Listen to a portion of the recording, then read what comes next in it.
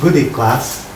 We still want to solve more problems as we treat work, energy and power.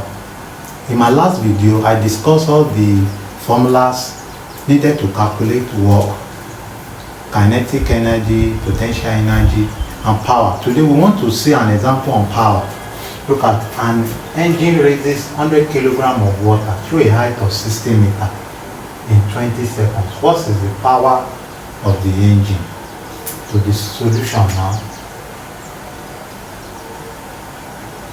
To the power of the engine, let's see all the parameters. We are given mass, as mass is 100 kilogram, is 100 kilogram through a height, so h is 60 meters in 20 seconds. That's time is 20 seconds. What is the power of the engine? Power is mgh over time, and it's energy expended over time taken. But in this scenario, we're giving potential energy expended over time taken. The energy is mgh, potential energy. So when we substitute in the formula, the power will be, mass is 100. Our G in the question is 10.